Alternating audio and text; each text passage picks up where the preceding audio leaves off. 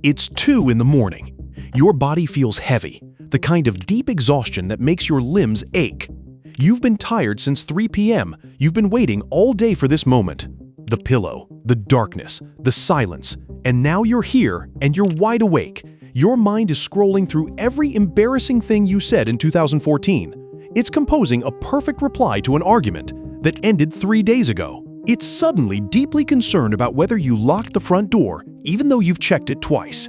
You're exhausted. You should be asleep. So why isn't your brain cooperating? This isn't a personal failure. This isn't insomnia in the clinical sense, at least not necessarily. What's happening to you right now is the result of several ancient brain systems that are working exactly as they evolved to work. They're just working in a world they were never designed for.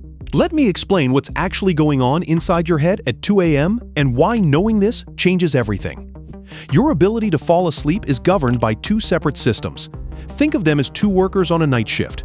One of them pushes you towards sleep. The other pulls you awake. When they're in sync, you drift off within minutes. When they're fighting each other, that's when you stare at the ceiling. The first system is called sleep pressure. From the moment you wake up in the morning, a chemical called adenosine starts building up in your brain. Every hour you're awake, adenosine levels rise. By the time evening arrives, adenosine is pressing down on your brain like a heavy hand, making you feel drowsy. This is your body's natural timer. The longer you've been awake, the stronger the pressure to sleep. Caffeine works by blocking adenosine receptors. It doesn't give you energy. It just temporarily silences the signal that's telling you you're tired. When the caffeine wears off, all that accumulated adenosine floods back in, which is why you crash so hard. The second system is your circadian rhythm, your internal 24-hour clock. It's controlled by a tiny cluster of neurons in your brain called the suprachiasmatic nucleus. This clock tells your body when to be alert and when to wind down based primarily on light exposure. When it gets dark, your pineal gland releases melatonin, the hormone of darkness, which signals to every cell in your body that it's time to prepare for sleep. In a perfect world, these 2 systems work together. Sleep pressure builds all day. Circadian rhythm drops melatonin at night. They meet at the right time and you fall asleep. But here's the problem. You're lying in bed. Your adenosine levels are through the roof. Your body is screaming for sleep, but your circadian system is getting mixed signals. The blue light from your phone is telling your suprachiasmatic nucleus that it's still daytime. Your brain is confused. One system says sleep now. The other says, wait, it might not be night yet. This is the first crack. But it gets worse. There's a phenomenon psychologists call revenge bedtime procrastination. The term originated in China, Baofuxing Aoye, and it describes something almost everyone has experienced. You delay going to sleep because you feel like you haven't had enough time for yourself during the day. You worked, you answered emails, you dealt with obligations. The hours between midnight and 2 a.m. feel like the only hours that truly belong to you, and so you hold on to them even though you're exhausted, because giving them up feels like giving up the only freedom you have. Your brain isn't trying to sabotage you, it's trying to reclaim autonomy. It's a small rebellion against a day that was entirely owned by other people. The problem is, biology doesn't care about your rebellion. There's a state that sleep researchers call cognitive hyperarousal. It's the tired but wired feeling. Your body is drained, but your mind is running at full speed. This is where the real trap closes. When you lie in bed unable to sleep, your brain does something extremely unhelpful. It starts worrying about not sleeping. If I fall asleep right now, I'll get 5 hours and 43 minutes. You check the clock. Now it's 5 hours and 31 minutes. The act of monitoring your wakefulness makes you more wakeful. This creates a vicious cycle. Anxiety about sleep causes cortisol, the stress hormone, to rise. Cortisol is designed to keep you alert in threatening situations. Elevated cortisol suppresses melatonin. Less melatonin means less sleep pressure wins the fight against your circadian clock. You stay awake, you get more anxious. More cortisol, even less sleep. This is why trying harder to fall asleep never works.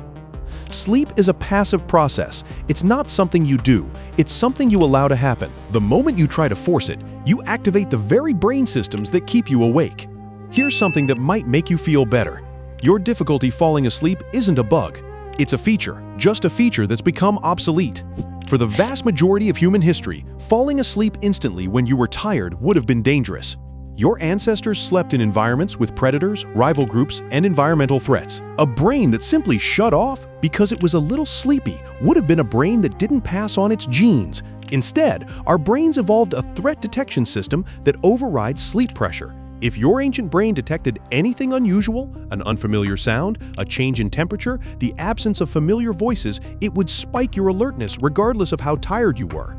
Better to lose a night of sleep than to lose your life. This system still operates today. But the threats have changed. Your brain can't tell the difference between a predator outside your cave and an unanswered email from your boss. Both register as unresolved problems, both keep you awake. And then there's the biggest mismatch of all: light. For 300,000 years, the only sources of light after sunset were the moon, the stars, and fire. Firelight is mostly in the red-orange spectrum. It doesn't suppress melatonin. Our circadian systems evolved around this rhythm. Blue light means day, no blue light means night. Then, about 150 years ago, we invented the light bulb. And 15 years ago, we started carrying tiny, extremely bright blue light emitting screens 6 inches from our faces until the moment we close our eyes. Your suprachiasmatic nucleus is receiving a signal that says it's noon at 11:47 p.m. And then you wonder why you can't fall asleep. So here's where we are. You're exhausted but awake. Your sleep pressure system is screaming. Your circadian system is confused. Your threat detection system is treating tomorrow's meeting like a saber-toothed tiger. And you're anxious about being anxious, about not sleeping. The standard advice, drink warm milk, count sheep, take deep breaths, treats the surface. But understanding the underlying systems tells you what actually works. Dim the lights 2 hours before bed. Not just your phone, all bright lights. Your circadian system needs darkness to trigger melatonin. Every overhead light in your house is a signal that says, stay awake. Give yourself real free time earlier in the day. Revenge bedtime procrastination happens because you're starved for autonomy. If you build genuine unstructured time into your waking hours, the midnight rebellion loses its power. If you can't sleep, get up. This sounds counterintuitive, but staying in bed while anxious trains your brain to associate your bed with wakefulness and stress. Get up, go to another room, do something boring in dim light. Only return to bed when you feel sleepy. This breaks the hyperarousal loop. Stop checking the time. Every clock check triggers a cortisol spike. Turn the clock away. Put your phone face down. The less data your anxious brain has, the less ammunition it has to keep you awake. And here's the most important one, the one that changes everything once you truly understand it. You don't need to do anything to fall asleep. Sleep is your brain's default state when wakefulness systems are turned off. You're not trying to achieve sleep, you're trying to stop preventing it. The difference is everything. Your brain isn't broken. The fact that you can't fall asleep when you're tired is proof that your ancient neural systems are working exactly as designed. They're protecting you from predators, they're fighting for your autonomy, they're responding to light the way evolution taught them to. The problem isn't you. The problem is that you're running Paleolithic software in a 21st century world. And once you understand that, once you stop blaming yourself and start working with your biology instead of against it, sleep stops being a battle and starts being what it was always meant to be, the most natural thing your body knows how to do.